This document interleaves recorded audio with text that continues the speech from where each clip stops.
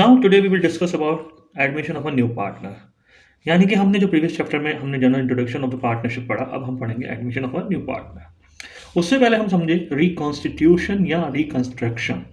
Reconstitution का मतलब होता है कि कोई भी पार्टनरशिप में चेंज होता है या पार्टनरशिप एग्रीमेंट में कोई भी चेंजेस होता है, अब उस चेंजेस के कारण हमें पूरा सारा सिस्टम बदलना पड़ता है, उसको हम कहते हैं रिकॉन्स्टिट्यूशन। अब रिकॉन्स्टिट्यूशन किस कारण से हो सकता है आपका, हम बोल सकते हैं कि किसी पार्टनर का एडमिशन हो गया, admission of a new partner.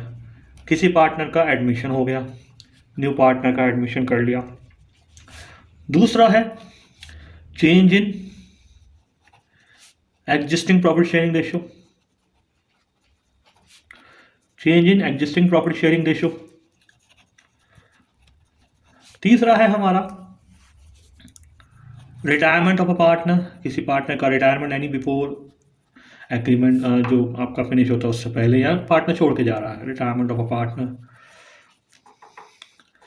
Fourth है आपका डेथ ऑफ अ पार्टनर। किसी की डेथ हो गया इन बिटवीन जब भी है तब क्या है, तो वो भी हमारे लिए रिकॉन्स्टिट्यूशन हो गया। And the fifth is amalgamation. Amalgamation का मतलब होता है कि मर्ज करना, यानी कि अमलगेशन ऑफ अ फॉर्म। दो फॉर्म में मिलकर एक ही फॉर्म बना लेती हैं, या एक फॉर्म दूसरी फॉर्म को टेक ओवर करती है। कि अगर वो सिक फॉर्म है तो सिक फॉर्म मतलब नुकसान में जा रही है, तो उसको अपने हिसाब से नहीं चल सकती, तो इस हिसाब से ये चीज़ होती है। नाउ आज इस चैप्टर में हमें पढ़ना है एडमिशन। अब एडमिशन की जरूरत क्यों पड़ी नए पार्टनर की? क्योंकि हमें रिक्वायरमेंट है मनी की। हमें रिक्वायरमेंट है मनी की। अब मनी रिक्वायरमेंट में या तो हम लोन ले सकते हैं, या किसी पार्टनर को एडमिट कर सकते हैं, न्यू पर्सन को एडमिट कर सकते हैं। लोन लेते हैं तो हमारे लिए मुसीबत यही है कि भैया इंटरेस्ट और इंस्टॉलमेंट दोनों ही आपको पे करनी पड़ेगी, वेदर आपको प्रॉफिट हो रहा है या लॉस हो रहा है। लेकिन अगर किसी पार्टनर को एडमिट करते हैं तो उसमें हमारे लिए फ़ायदा क्या है? एक तो ठीक है, हमें सेक्रीफाइस करना पड़ेगा कि हमारा प्रॉफिट थोड़ा कम हो जाएगा, सेक्रीफाइस प्रॉफिट। बट दूसरी तरफ हमारा फ़ायदा क्या हो रहा है? एक, अगर भाई प्रॉफिट होगा तो पार्टनर को दे देंगे शेयर, अगर लॉस होगा तो जो पार्टनर आया वो बियर करेगा बर्डन, कि भैया लॉस का बर्डन, तो वो कम हो जाता है हमारा। दैट मीन्स कि हमारा लॉस के टाइम में हमारी जो जिम्मेदारी है थोड़ी सी कम हो जाती है, हमारा नुकसान नहीं होता, हमारे लिए फ़ायदा ही फ़ायदा है। तो इसलिए पार्टनरशिप में न्यू पार्टनर को एडमिट किया जाता है जब ज़्यादातर हमें मनी की रिक्वायरमेंट होती है। अब न्यू पार्टनर जब आएगा तो क्या होगा? पहला काम सेक्रीफाइस करेगा। कौन करेगा सेक्रीफाइस? यानी सेक्रीफाइस बाय ओल्ड पार्टनर, यानी जो हिस्सा वो पहले पा रहे थे प्रॉफिट का वो कम हो जाएगा, यानी लेस हो जाएगा, less profit they will receive, और वो कम ले लेंगे। अब प्रॉफिट कम होगा तो दूसरी चीज़ क्या आती है? प्रॉफिट अगर कम होता भैया तो वो क्या करेंगे कि भैया हमें गुडविल दे दो, भैया हम तुमको तुम्हारे लिए सेक्रीफाइस करें तो हमें गुडविल दे दो। गुडविल का मतलब होता है name fame of the firm by working या क्वालिटी या नेचर ऑफ द ऑनर, जो भी है आपका नेम फेम ऑफ फर्म। तो ये हम डिस्कस लेटर करेंगे। तो ये चीज़ होती है। तो अब सबसे बड़े मुद्दे की बात आती है कि जब नया पार्टनर आएगा तो क्या क्या प्रॉब्लम आएगी।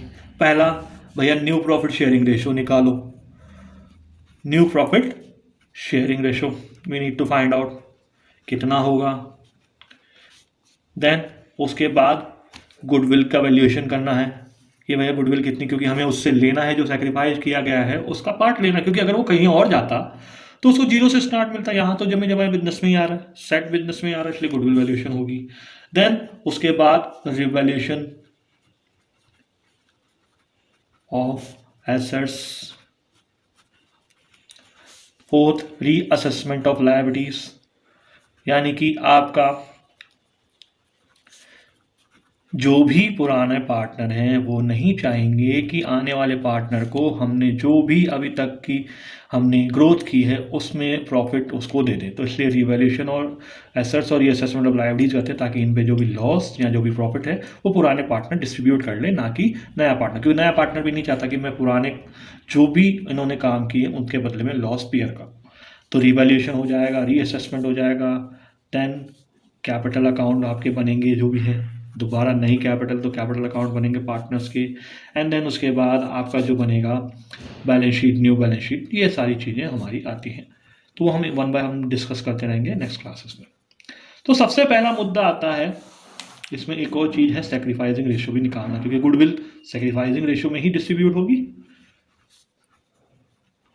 तो हम सबसे पहले डिस्कस करते हैं न्यू प्रॉफिट शेयरिंग रेशियो और sacrificing ratio. So new profit sharing ratio, how we find out new profit sharing ratio, हम 2-3 मेथड डिस्कस करेंगे, बाकी जो क्वेश्चंस में नेक्स्ट आते रहेंगे वो देखेंगे। तो न्यू प्रॉफिट शेयरिंग रेशियो के लिए हम एग्जाम्पल से समझेंगे। फर्स्ट एग्जाम्पल, सपोज ए और बी आपके 2 पार्टनर हैं, इनका रेशियो है 3:2 और उन्होंने एडमिट किया पार्टनर को यानी सी को, एडमिट सी फॉर 1/5 शेयर। अब इस केस में आपको क्या करना है कि हमें न्यू रेशियो निकालना है कि भैया आप फ्यूचर में न्यू रेशियो क्या होगा, new ratio we need to find out. अब न्यू रेशियो फाइंड करने के लिए क्या करेंगे, कोई भी इंफॉर्मेशन नहीं दे रखी तो हम क्या करेंगे, न्यू रेशियो निकालने के लिए सपोज एज्यूम करेंगे कि टोटल रेशियो हमारा क्या है 1। अब ये जो 1 है तीनों का है, ए का भी है, बी का भी है, सी का भी है। इसमें से हमें सी का न्यू रेशियो पता है, सी का न्यू रेशियो भैया 1/5 रखना है आपको, सी का न्यू रेशियो आपको 1/5 रखना है। तो 1/5 है, तो 1 में से हमने सी का न्यू रेशियो घटा दिया तो बाकी बच गया हमारा 4/5। अभी जो 4/5 है हमारा, ये ए और बी का है। हम ये जो 4/5 रेशियो है हमारा ए और बी में, इनके ओल्ड रेशियो में, इन ओल्ड रेशियो और डिस्ट्रीब्यूट कर देंगे। सो ए का ओल्ड रेशियो है 3/5, बी का ओल्ड रेशियो है 2/5 और इंटू कर दें हमारा 4/5 इंटू 4/5, तो ये हमारा रेशियो हो जाएगा 3 4 12, 12/25 और 4 2 8/25। अब ए बी और सी रेशियो है हमारा, इसका 12/25 आ गया, इसका आपका 8/25 आ गया और इसका 1/5 है। दैट मीन्स डिनोमिनेटर सेम करने हैं। सेम करने के लिए हम एलसीएम ले लेते हैं, 2 तरीके हैं, जैसा भी आप सही लगे। फर्स्ट है आप एलसीएम ले लीजिए, ये 12 रहेगा, ये 8 रहेगा और ये 5 रहेगा। तो दैट मीन्स 12:8:5 ये आपका न्यू रेशियो आपका ए बी सी का हो जाएगा। सेकंड पोजीशन में आते हैं हम, मान लीजिए कि ए है, बी है, 2 पार्टनर 3:2 में है, सी को उन्होंने एडमिट किया 1/5 के लिए, ठीक है, which he acquires equally from A and B, यानी जो सी का शेयर है उसको बराबर बराबर उन्होंने ए और बी से ले लिया। तो यानी जो 1/5 है इसका इक्वल करें, यानी 1/2, क्योंकि दोनों में बटना है हमारा, ये 1/10 हो गया, 1/5 इंटू 1/2 ये आपका 1/10 हो गया। तो ये तो हमारा क्या आया, इसका सैक्रिफाइस रेशियो आया।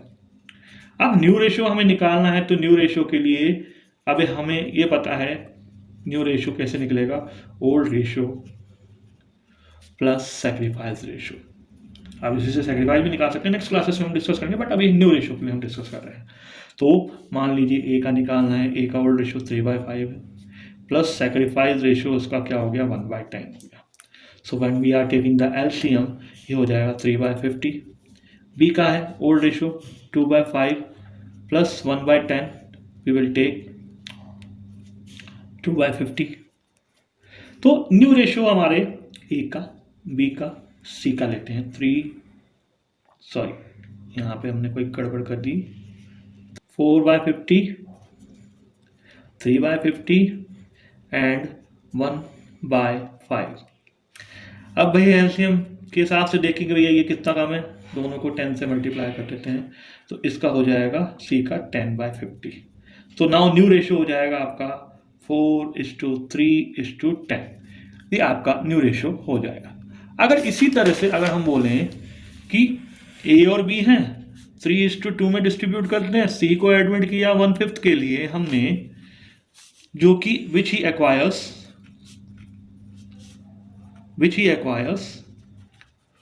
इन 3:2 रेशो, यानी अनइक्वल हो गया, पहले इक्वल था, अब 3:2 रेशो में हो गया। तो कैसे करोगे आप, ए का निकालोगे, बी का निकालोगे, ठीक है, तो 1/5 को 3/5 में डिस्ट्रीब्यूट कर दें तो कितना हो जाएगा 3/25। देन 1/5 को 2/5 से मल्टीप्लाई कर दें, ये हो जाएगा 2/25। तो ये सेक्रीफाइस रेशियो आ गया। तो अब ए का न्यू रेशियो निकालना, बी का निकालना, तो ए का ओल्ड रेशियो है 3/5, बी का ओल्ड रेशियो है 2/5 प्लस 3/25 सेक्रीफाइस रेशियो इसका, प्लस 2/25 इसका सेक्रीफाइस रेशियो, और सी का हमें पता ही है 1/5 है। तो अगर हम लें तो कितना होगा, एलसीएम ले लिया, 25 आ गया एलसीएम, तो 15 प्लस 3 यानी 18/25 आ गया। देन उसके बाद 25, 10 प्लस 2 दैट मीन्स हमारा 12/25 आ गया। और इसका 1/5 यानी कि नीचे आपका 25 करना है तो 5 से दोनों को मल्टीप्लाई करते तो 5/25 ये आ गया आपका। तो ये हो गया आपका 18:12:5, ये आपका new ratio ABC। So today we will discuss only this. Next classes 2-3 methods और है न्यू रेशियो फाइंड आउट करने के, देन सेक्रीफाइस रेशियो, देन आगे मूव ऑन करेंगे। और कोई कमेंट्स हो, कोई भी प्रॉब्लम हो, you can comment me. That's all, thank you very much.